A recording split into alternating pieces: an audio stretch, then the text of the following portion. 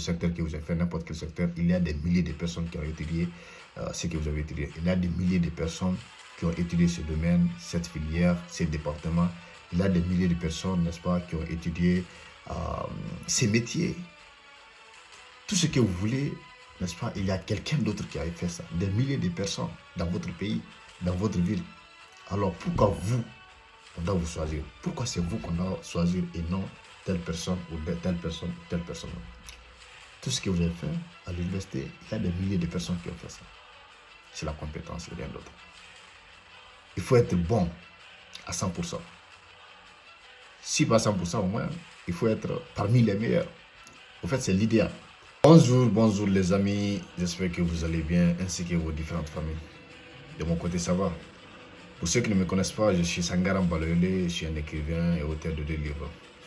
Bienvenue à toutes et à tous, bienvenue à l'école de la vie où chaque expérience est une leçon, chaque jour une opportunité d'apprendre et de grandir. Et surtout, chaque échec est un tremplin vers le succès. Ici, on apprend ce que l'école classique ne peut jamais nous enseigner. Encore une fois de plus, bienvenue à toutes et à tous.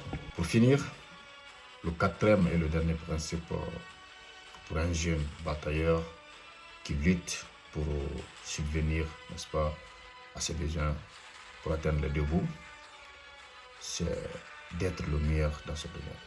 Je ne sais pas, vous pouvez être maçon, menuisier, mécanicien, ingénieur, économiste, pilote, médecin, je ne sais pas, n'importe quel secteur, il faut être le meilleur de votre domaine. Vous savez, lorsque vous êtes meilleur dans ce que vous faites, vous ne serez pas ignoré. Même si on vous ignore à un moment donné, vous serez trop grand pour être ignoré. Peut-être que les gens ne vont pas vous aimer, mais ils vont reconnaître votre talent. Même s'ils ne vous aiment pas, ils vont collaborer avec vous. Alors, il faut essayer, n'est-ce pas? Il faut faire en sorte d'être, si pas le meilleur, mais au moins parmi les meilleurs de votre ville, de votre pays. Si on parle d'ingénierie, il ne faut pas qu'on cite 5 personnes sans mentionner votre nom. Si on parle de, n'est-ce pas, d'entrepreneuriat ou dans n'importe quel domaine, une fois qu'on parle en tout cas de votre domaine, il faut qu'on cite votre nom absolument. Dans votre pays, si on a besoin de quelqu'un dans ce secteur, il faut qu'on fasse appel à vous. Dans votre pays, dans votre ville, dans votre quartier, si on a besoin de quelqu'un dans ce secteur, il faut qu'on passe par vous. Si vous n'avez pas atteint ce niveau, alors vous avez beaucoup à faire. Parce que, vous savez, nous sommes dans un monde où il y a beaucoup de personnes dans un seul secteur. N'est-ce pas? Le secteur que vous avez fait, n'importe quel secteur, il y a des milliers de personnes qui ont étudié ce que vous avez étudié. Il y a des milliers de personnes qui ont étudié ce domaine, cette filière, ces départements. Il y a des milliers de personnes, n'est-ce pas, qui ont étudié ces métiers. Tout ce que vous voulez, n'est-ce pas, il y a quelqu'un d'autre qui a fait ça. Des milliers de personnes dans votre pays, dans votre ville. Alors pourquoi vous, on doit vous choisir? Pourquoi c'est vous qu'on doit choisir et non telle personne ou telle personne ou telle personne? Tout ce que vous avez fait à l'université, il y a des milliers de personnes qui ont fait ça. C'est la compétence et rien d'autre. Il faut être bon à 100%. Si pas 100% au moins, il faut être parmi les meilleurs. En fait, c'est l'idéal. Il ne faut pas qu'on cite les meilleurs et que ton nom n'y figure pas. Ce n'est pas possible. Il faut qu'on passe par toi. Il faut être la pierre angulaire. Il faut être la pierre angulaire, le carrefour dans ton domaine. Soyez le meilleur dans tout ce que vous faites pour vous tailler une place dans votre société, dans votre domaine, pour imposer votre respect. Il y a de cela longtemps, je me rappelle, il y avait un grand dans notre quartier. Tout le monde disait qu'il était arrogant, n'est-ce pas? Il était orgueilleux, blabla, vous savez. On dit qu'il pense que c'est lui seul qui connaît. Et c'était un ingénieur de génie civil. Tout le monde, en tout cas, en quelque sorte, le détestait. Tout le monde disait non, c'est un arrogant. Mais vous savez quoi? À chaque fois qu'on a besoin d'un ingénieur, c'est lui qu'on faisait appel. Moi, ça m'intriguait. Je me demandais, mais pourquoi?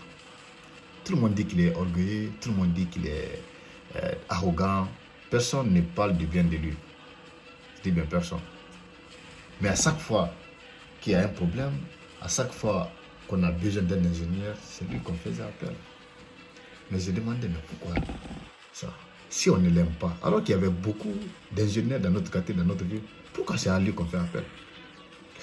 C'est là que j'ai compris l'importance. En fait, peut-être que le grand était, n'est-ce pas, arrogant. Peut-être qu'il était, n'est-ce pas, orgueilleux. Moi, je ne sais pas. Peut-être, vous savez, sa façon de parler, tout ça, on peut le reprocher de ça. Mais il avait le talent.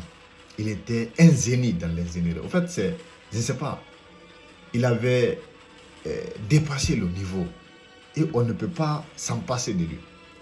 Quand il y a un projet, on dit, bon, le gars, c'est un orgueilleux, mais son travail est bon. Ça dit, il n'y a personne, même ses pires ennemis reconnaissaient en fait son talent. En fait, c'est ça l'importance de la compétence. Même si on ne vous aime pas, on va vous solliciter, on va courir derrière vous. Parce que ce qui vous différencie des autres, on ne va pas construire sa maison parce qu'on aime la tête de l'autre. Non.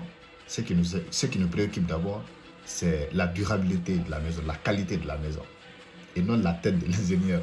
Donc, moi, ça m'intriguait beaucoup quand j'étais jeune. Mais quand j'ai grandi, et puis avec le recul, j'ai compris, j'ai dit, mais ouais, c'était ça le secret du gars. Genre, tout le monde le critiquait, hein. Personne ne l'aimait en gros. Mais il raflait tous les contrats. Je dis bien tous les contrats, absolument tout. À moins qu'il réserve, parce que parfois il a trop de dossiers sur sa table, il a trop de contrats que, n'est-ce pas, il ne peut pas honorer ses engagements pour ne pas mettre les autres trois en attente. Il refuse certains projets parce qu'il est trop occupé, comme vous savez, il ne faut pas trop sous-charger alors qu'il sait qu'il ne peut pas faire. Il refusait. Alors que personne parlait, tout le monde parlait du mal de lui, qui c'est un orgueil. Alors c'est ce qui va vous arriver. On peut ne pas vous aimer, on peut ne pas vous apprécier. Lorsque vous êtes bon dans ce que vous faites, personne ne peut s'en passer de vous. Absolument personne. Alors il faut être le meilleur dans tout ce que vous faites, dans tout ce que vous entreprenez. Il faut viser le sommet, le sommet. Ma maman me disait toujours qu'il faut, Sangara, il faut toujours viser la lune. Au moins, si tu n'atteins pas la lune, tu peux te retrouver dans les étoiles. Il ne faut jamais, n'est-ce pas, viser petit. Non, ma maman n'est pas jamais essayé ça. Ma maman, elle n'a pas été à l'école, mais elle m'inculquait une éducation des grandeurs. Il me disait toujours, il faut fixer, il faut viser le chemin. Il faut toujours être premier de la classe. Il faut toujours être le meilleur, n'est-ce pas, dans les concours et tout. Elle m'encourageait, il faut être le meilleur. Si tu te décides, il faut être le meilleur. Soit tu ne fais rien, ok. Mais si tu décides quand même d'aller, il faut être le meilleur. Il faut te retourner avec le meilleur des résultats. Alors, chers jeunes, je ne sais pas qu'est-ce que vous étudiez ou ce que vous planifiez de faire dans l'avenir. Mais si j'ai un conseil pour vous, il faut être le meilleur. Parce que si vous êtes meilleur, comme je l'ai dit, comme j'ai pris l'exemple de mon grand là, on peut ne pas aimer votre tête, on peut ne pas être, on peut ne pas aimer votre façon d'agir, mais on va vous faire appel. Parce que votre talent est incontournable. Alors encore une fois de plus, merci d'avoir suivi cette vidéo jusqu'ici. Si elle vous a intéressé, n'oubliez pas de liker, de commenter. Vous savez comment ça se passe. Également vous abonner. Partagez-nous votre expérience, vos différentes expériences. Ici c'est l'école de la vraie vie. Chaque expérience est une leçon et ça pourra aider quelqu'un à se relever quelque part au bout du monde, je ne sais pas, à l'ouest, au nord, sud, ouest, quelque part en tout cas, ça pourrait aider. Proposez-nous des sujets également, des sujets que vous aimeriez qu'on développe ensemble. Et si Dieu le veut bien, on va discuter dans les prochaines vidéos. Mon nom est Sangara Mbalayoye, l'écrivain noir. À très bientôt.